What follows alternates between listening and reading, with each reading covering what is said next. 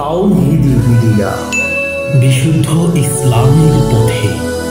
আপনি আরো বলেছেন, আমি আল্লাহর বিষয়ে বিশ্বাস রাখি যে আল্লাহর হাত পা চোখ আছে, কিন্তু কেমন কিভাবে আছে তা আল্লাহই ভালো জানেন।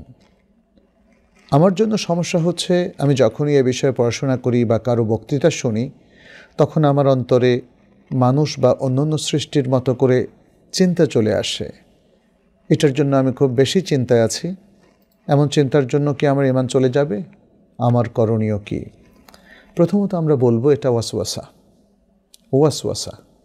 আর ওয়াসওয়াসা হলো মিনা শয়তান, শয়তানের পক্ষ থেকে। অতএব যখনই দ্বীনের অথবা আকীদার গুরুত্বপূর্ণ কোনো বিষয়ে আমাদের ওয়াসওয়াসা আসবে, আমরা তখনই বিতাড়িত শয়তান থেকে আল্লাহর কাছে আশ্রয় চাইব।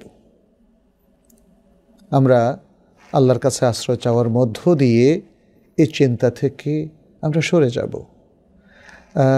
এখানে এটা একটা বিষয়। সেকেন্ড বিষয়টা হচ্ছে, এই উল্টাপাল্টা চিন্তা যদি আপনার মধ্যে আসে, তাহলে আপনি তো অবশ্যই নিজের এই অভিজ্ঞতা থেকে বুঝতে পেরেছেন কখন কিভাবে এটা আসে।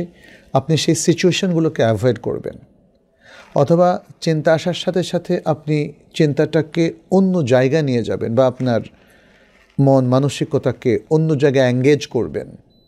তাহলে আশা করা যায় যে ওয়াসওয়াসা থেকে নিজেকে আপনি উদ্ধার করতে পারবেন।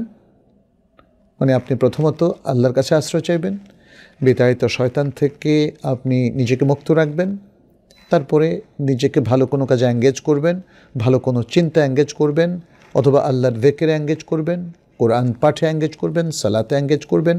এভাবে ধীরে ধীরে আপনার মধ্যে সেই ওয়াসওয়াসা আর কোনো প্রভাব বিস্তার করতে পারবেন না, এবং আপনি ওয়াসওয়াসা থেকে মুক্ত হয়ে যাবেন ইনশাআল্লাহ।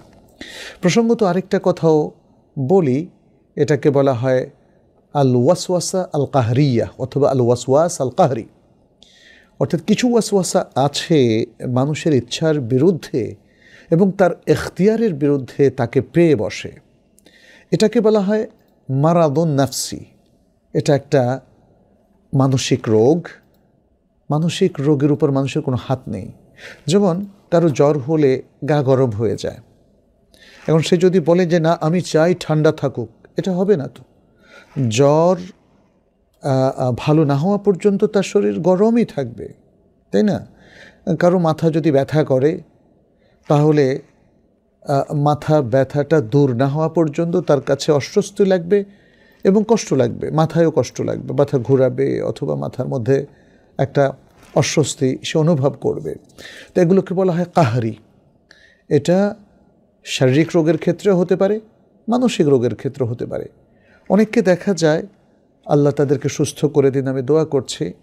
অনেকে দেখা যায় যে শরীর কাঁপতে থাকে, এভাবে কাঁপতে থাকে। এটা তার রোগের কারণে।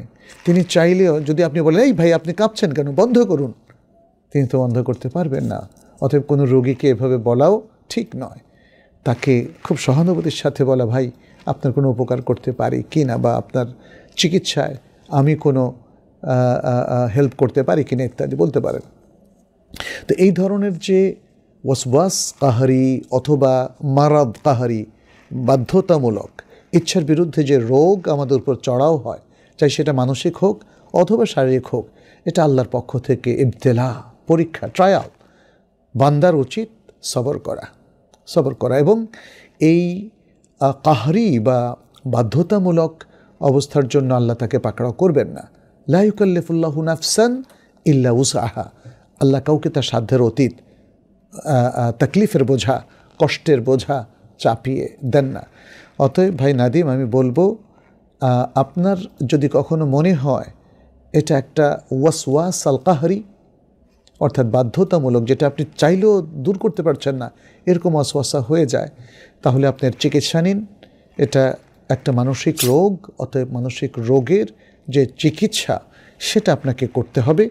আর যদি এটা ওয়াসওয়াসার প্রাথমিক পর্যায়ে থাকে, যেমন ওসিডি বা এই ধরনের মানসিক সমস্যার প্রাথমিক পর্যায়ে থাকে, তাহলে এটাকে নিয়ন্ত্রণ করুন এবং সেই ট্রিটমেন্টে যান, যেটা আমরা একটু আগে আপনাকে পরামর্শ দিয়েছি।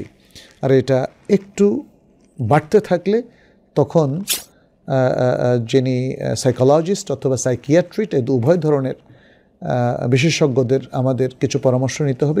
তিনি যদি মুসলিম বিশ্বস্ত হয়ে থাকেন তাহলে প্রয়োজনে ড্রাগও নেওয়া লাগতে পারে, আবার সাইকোথেরাপির মাধ্যমেও আপনি উপকৃত হতে পারেন।